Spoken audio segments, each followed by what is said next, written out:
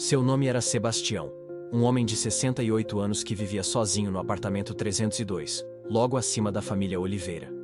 O prédio era antigo, sabe? Com paredes finas e aquele piso de madeira que rangia a cada passo. E lá de cima, ele ouvia absolutamente tudo. O riso das crianças, o barulho dos brinquedos caindo no chão, os passinhos correndo de um lado para o outro. E aquilo o irritava profundamente. Todos os dias era a mesma coisa. No mesmo horário, ele pegava a sua bengala e batia com força no chão. Tac, tac, tac. Era o seu aviso, o seu protesto mudo. E logo depois, vinha o grito, que ecoava pelo corredor. Essas crianças de novo, não consigo nem ouvir a minha televisão.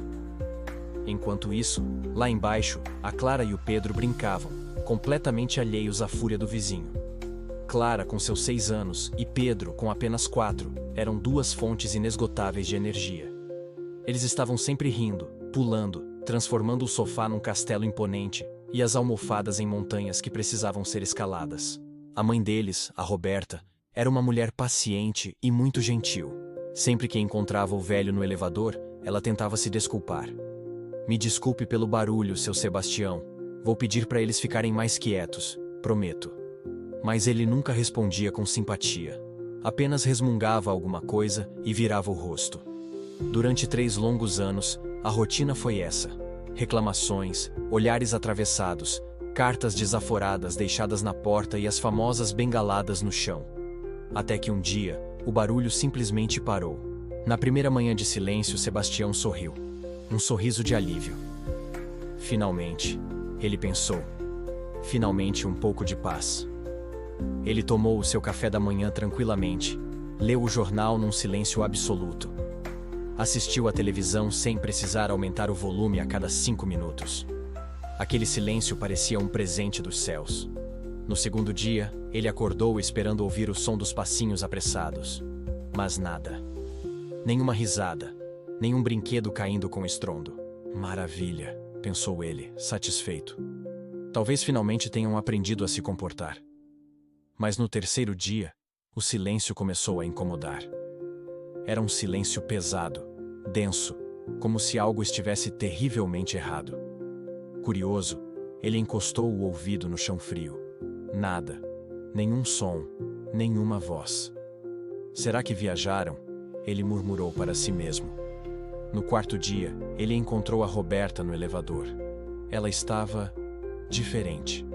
Muito mais magra, pálida, com olheiras profundas e vestindo roupas escuras. Ele tentou ser simpático, pela primeira vez em muito tempo. Bom dia. Ela apenas o olhou, sem responder. Seus olhos estavam vermelhos, fundos, exaustos. No quinto dia, a curiosidade virou uma angústia que ele não conseguia mais ignorar. Ele desceu as escadas e bateu na porta do apartamento 202. 1, 2, 3 vezes. Ninguém atendeu. De repente, a porta ao lado se abriu. Era a vizinha, Dona Marta. Está procurando os Oliveira, seu Sebastião? Sim, respondeu ele. Está tudo bem? Está muito silencioso lá embaixo. Dona Marta o olhou com um misto de pena e uma tristeza profunda. O senhor não soube? Ela perguntou com a voz baixa. Saber o quê? Ele retrucou, já com um mau pressentimento. Ela respirou fundo antes de soltar a notícia que mudaria tudo. Houve um acidente, 3 semanas atrás. O chão pareceu sumir sob os pés do velho Sebastião. Que tipo de acidente? Ele perguntou, a voz trêmula. As crianças, a Clara e o Pedro, estavam voltando da escola com o pai. Um caminhão perdeu o freio na descida da rua. Ela não precisou terminar a frase. O silêncio que se seguiu falou por si só. Os dois? Ele perguntou, a voz quase um sussurro, sem ar. Dona Marta apenas assentiu com a cabeça. E o pai também. Só a Roberta sobreviveu. Sebastião subiu as escadas devagar, arrastando a bengala que agora parecia pesar 1 tonelada. Ele entrou no seu apartamento e sentou-se no sofá. Aquele mesmo sofá onde tantas vezes ele se irritou com o barulho que vinha de baixo. Agora, o silêncio parecia gritar. Desesperado, ele encostou o ouvido no chão mais uma vez. Nada. Nenhum som. Nenhuma risada. Só um vazio imenso. Naquela noite, Ele não conseguiu dormir. Ficou deitado, olhando para o teto, enquanto a culpa o consumia por dentro. Ele lembrou de cada vez que bateu com a bengala no chão. Tac, tac, tac. A sua própria voz ecoava em sua mente. Façam essas crianças ficarem quietas. Ele lembrou do Natal passado, quando a pequena Clara deixou um desenho debaixo da sua porta. Era um velhinho sorrindo, com a frase: "Feliz Natal, vizinho." Ele tinha jogado o desenho no lixo sem sequer olhar direito. Lembrou do aniversário do Pedro, quando o menino trouxe um pedaço de bolo, todo orgulhoso. "Minha mãe mandou para o senhor." E ele respondeu seco: "Não gosto de doces." Ele mentiu. Agora, cada uma dessas lembranças era uma facada no peito. Cada risada que antes o incomodava, agora era uma saudade insuportável. As semanas se passaram e o velho Sebastião não suportava mais o seu próprio silêncio.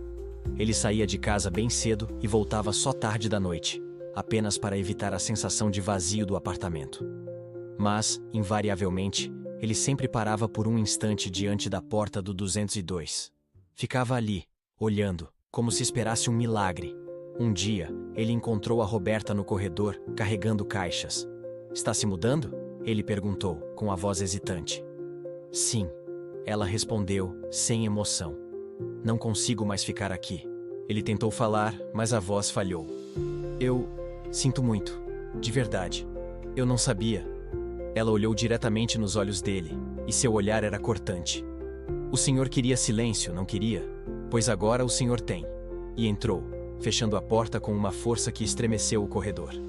Naquela noite, Sebastião chorou. Chorou como não chorava há anos. Chorou pelas crianças, pelas risadas que nunca mais ouviria, pelos desenhos e pelos bolos que recusou. Chorou pelo homem amargo que ele havia se tornado. Num impulso, ele pegou a sua bengala e a quebrou ao meio. Roberta se mudou dias depois. O apartamento 202 ficou vazio por meses.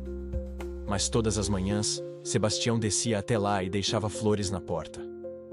Flores simples, às vezes até um pouco murchas, mas sinceras. Um dia, junto com as flores, ele deixou um bilhete.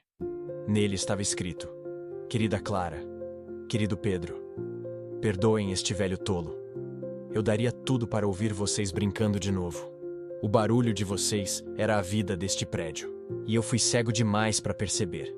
Descansem em paz, e me perdoem por eu nunca ter aceitado o bolo."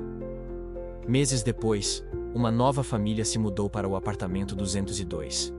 Eles tinham 3 filhos, barulhentos, alegres, cheios de energia. No primeiro dia, o mais velho correu pela sala e deixou cair um brinquedo, fazendo um barulho enorme. Lá em cima, no 302, Sebastião ouviu o som.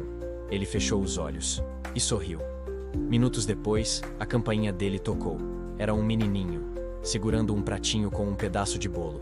"Minha mãe mandou para o senhor", disse ele com um sorriso largo. Sebastião olhou para o menino com ternura. "Qual o seu nome, garoto?" "Pedro", ele respondeu.